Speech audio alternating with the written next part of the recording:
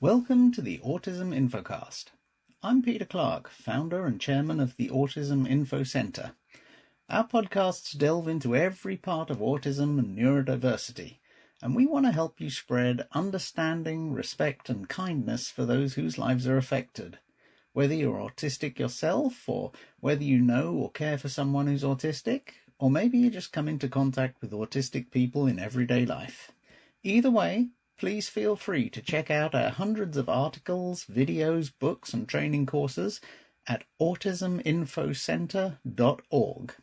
And I'll leave you now in the capable hands of today's hosts, Jemima and Theo. Over to you. Have you ever found yourself completely puzzled by someone's reaction? Oh, definitely. Maybe they suddenly, exploded with frustration or seemed to just shut down completely, became unresponsive. Yeah, that happens. And often our immediate thought might be, whoa, that's an overreaction, or maybe, why are they ignoring me? Right, we jump to conclusions. But what if these really intense behaviors aren't choices, or even like typical tantrums we might see? Right. What if they're actually involuntary neurological responses to being absolutely overwhelmed? That's a much more accurate way to look at it, often. That's precisely what we're exploring in this podcast today. Our mission is really to understand autistic meltdowns and shutdowns. Get to the heart of them. Exactly. What they truly are, how they're fundamentally different from, say, everyday tantrums, what causes them. Underlying reasons, yeah. And probably most importantly, how we can respond. With real compassion and actual effective support. Moving beyond judgment. Yes, recognizing these responses as genuine, really profound expressions of distress.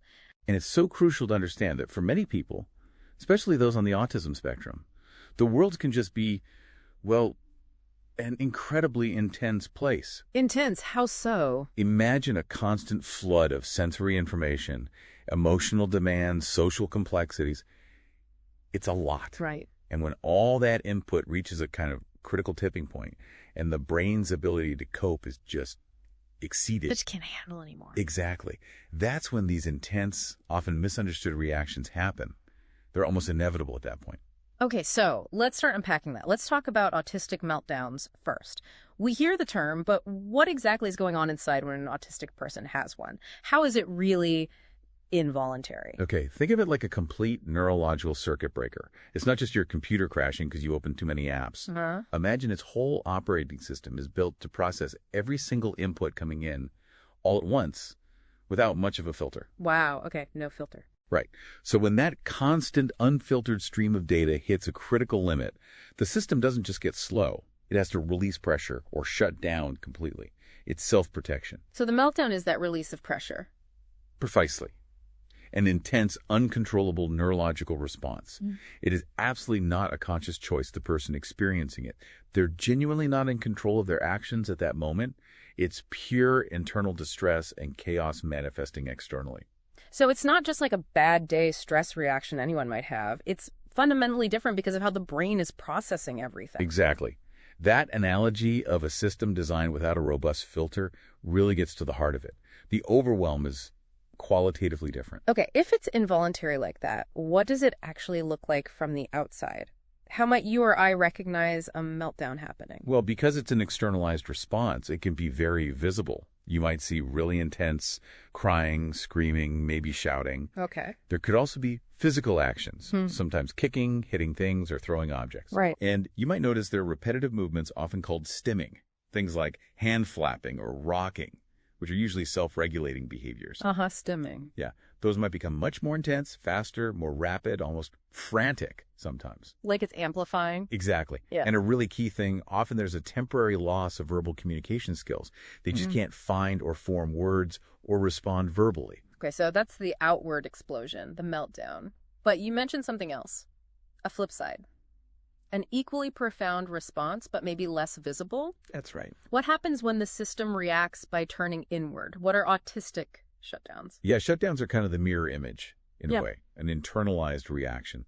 So instead of that outward explosion, Right. it's more like the system just quietly switches off, pulls the plug almost, to protect itself from any more input. So it goes quiet instead of loud. Exactly. And they can be much, much less noticeable to other people, which unfortunately often means they're even more misunderstood. But they are absolutely no less distressing for the person going through it. That's fascinating. A protective switch off. So what does that look like? If it's less noticeable, how would we recognize it? Well, someone having a shutdown might become extremely quiet, very passive. Zoned out, almost. Yeah, they might withdraw completely, appear vacant, or as you say, zoned out. It might be incredibly difficult or even impossible for them to speak or respond to questions. Like they can't talk even if they wanted to. Precisely. That's sometimes called situational mutism. And sometimes their body might respond to very limited movement, or maybe even feeling like they can't move at all. Wow. It's a deeply protective state for the brain. It's essentially throwing up a massive internal wall to block any more overwhelming information from getting in. It's all about self-preservation at that point. This brings up a really important question, doesn't it? One that causes a lot of confusion. How is a meltdown, or a shutdown for that matter, different from a typical childhood tantrum? Because, we've all seen tantrums. Yes, and that distinction is absolutely vital. A typical tantrum is almost always goal-oriented, meaning the child usually wants something. Maybe it's a toy in a shop or a snack or to avoid doing something. The tantrum acts as a kind of strategy, conscious or not, to get that thing. Ah, okay, so there's a purpose behind it. Right, and it's generally, to some degree, within the child's control. Yeah. It will often stop quite abruptly if they achieve their goal or if they realize the strategy just isn't working. Okay, so if a tantrum is often strategic, a way to get something, what's the fundamental difference with meltdowns and shutdowns? You're saying they're operating on a completely different level. Totally different level. With meltdowns and shutdowns, they're absolutely not goal-oriented. They're not being done to manipulate someone or control a situation. So giving in or whatever won't stop it? No. It will not simply stop if the person gets their way, because there wasn't a way they were trying to get in the first place. Not in that sense. A meltdown is like that system crash we talked about. Yeah. It needs to run its course, like a computer rebooting. And a shutdown. Similarly, a shutdown isn't a deliberate choice to ignore someone or be difficult. It's an involuntary state of non-responsiveness, because the system is overloaded and simply cannot engage anymore. Okay, that makes a lot of sense. So given all this, what actually causes these states? What leads to that overload? It sounds like it's probably not just one thing. You're absolutely right. It's almost always the result of a cumulative buildup, stress piling up throughout the day, or even over days. Like a bucket filling up. Exactly like a bucket filling up. Let's break down some common triggers, the things that fill that bucket. First, and this is a really big one, sensory overload. Okay. Think about environments with just too much happening for the senses. Too much noise, maybe bright or flickering lights, strong smells, crowded spaces. It's like a supermarket on the Saturday. Perfect example. Or a busy school classroom, a loud party. For an autistic person whose sensory processing might be different, these can genuinely overload their system. It's physically painful or distressing. Right. What else fills the bucket? Then there's emotional overload. Really intense emotions. Yeah. High anxiety, maybe deep frustration, fear, sometimes even extreme excitement or happiness can build up to an unmanageable point. So even positive emotions can contribute. Yes, if they're intense enough and add to the overall load. Also, unexpected changes. This is huge for many autistic individuals. Because routine is important. Very. Yeah. Many rely heavily on routine and predictability to feel safe and navigate the world. So a sudden, unexpected change to plans or disruption in their schedule can cause immense stress and anxiety. That really rocks their foundation. Okay. Sensory, emotional changes. Anything else? And definitely social demands. Just the sheer effort involved in navigating complex social situations, trying to interpret nonverbal cues, understanding unwritten rules, and also what's often called masking. Masking. It's like trying to hide autistic traits. Essentially, yes. Yeah. Trying to suppress natural autistic responses and appear more like someone who isn't autistic or neurotypical person. That takes an incredible amount of energy and concentration. It's exhausting. Wow. So it's really draining. Hugely draining. And all of these things, sensory input, emotions, changes, social effort, they add up. So it really highlights that it's often not, one big dramatic event that triggers it. It's more like a series of smaller stressors piling up. Exactly. Until one seemingly minor thing just becomes the last straw, the thing that makes the bucket overflow. That cumulative effect is absolutely key to understanding this. Okay. So moving to the really practical side then, if you see someone heading into or already in a meltdown or a shutdown, what can you actually do to help? This is so important. Yeah, because the instinct might be wrong. It's crucial to remember, like you said, the goal is always to help the person feel safe and reduce that overload. It's not about discipline or controlling their behavior. That's a common mistake, right? A very common and harmful misconception. So during a meltdown or shutdown, your response is critical. Number 1, stay calm. Easier said than done sometimes, but crucial. Absolutely. Your own panic or frustration will only escalate their distress. Speak calmly and, importantly, minimally. Use fewer words. Okay, stay calm, speak less. What else? Second, ensure safety. If possible, gently guide the person away from the overwhelming situation. Move them to a quieter, safer space. Remove any objects nearby that could potentially cause harm, either to them or others. Makes sense. Safety first. Third, reduce demands. This is vital. Do not bombard them with questions like, what's wrong or why are you doing this? Don't try to reason with them. Because their brain can't process it then. Exactly. In that state, their brain simply cannot process complex language or logic. Keep any language you do use very simple, very clear, very direct. Simple and clear. Got it. Also, actively reduce sensory input.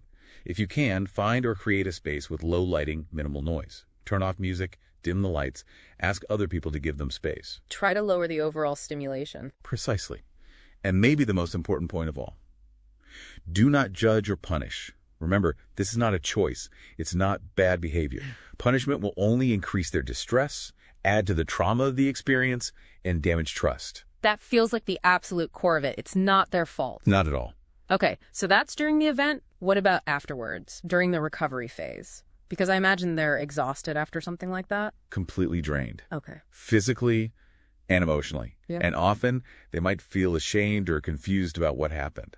So your approach after is just as important. So what should that look like? First, and maybe foremost, give them time and space. Recovery takes time. It can't be rushed. Don't push them to snap out of it. Let them dictate the pace. Yes. Then offer comfort quietly. Don't immediately jump in trying to talk about what happened or analyze it. Just offer a quiet, reassuring presence. Let them know you're there. So just being there might be enough. Often, yes. For some people, a comforting object, maybe a favorite blanket, a soft toy, or something like a weighted blanket can be helpful, as that deep pressure can be calming. But always be mindful. About touch. Exactly. Ask first, or wait for cues. They might not want to be touched at all immediately after. Respect that boundary. Okay. Time, space, quiet comfort, be mindful of touch. What about talking about it? That comes later. Much later, when they're fully calm, fully regulated, feeling safe again. Then you might be able to gently talk about what happened. And the goal there isn't blame, right? No, never blame. The goal is understanding. Helping them perhaps identify the triggers, what led up to it. That shared understanding can be really helpful in figuring out strategies to maybe prevent or lessen future episodes. It's about collaboration. It really sounds like the core message running through all of this is that meltdowns and shutdowns fundamentally aren't behavioral problems that need managing with discipline or control. Not at all. They're really profound expressions of distress. They're signals that a person has been pushed way, way beyond their ability to cope. Exactly right. And understanding that fundamentally shifts our entire response, doesn't it? It moves us away from frustration or judgment. Towards empathy. Towards empathy and effective support. So really, by learning to recognize these triggers, seeing the cumulative buildup, and then responding with patience, with calm, and with genuine compassion, that's how we can move away from judging and actually offer meaningful help. Yes. And if you connect this to the bigger picture, providing that sense of safety, providing understanding, that is truly the most powerful way we can help an autistic person navigate these incredibly difficult moments. It's fundamental to supporting their overall well-being. So maybe something to think about is how understanding these involuntary responses changes your perspective, particularly on behaviors you might have previously seen as just difficult, and maybe how you could apply some of this newfound empathy in your own interactions going forward. That's a great thought to leave people with. Thanks for listening to this Autism Infocast from the autisminfocenter.org. Thank you, Jemima and Theo. I'm sure we've all learned something there today. Don't forget to visit autisminfocenter.org to hear our other episodes, browse our library of articles, see our inspiring range of books, watch our videos about autism and neurodiversity, and find out about training courses that can help you or your organization make the world a safer, happier, and more meaningful place for us all. If you've enjoyed what you've heard today, please feel free to spread the word about Autism Info Center. A quick mention on your socials is always appreciated. Until next time, this is Peter Clark from autisminfocenter.org. Have a great day.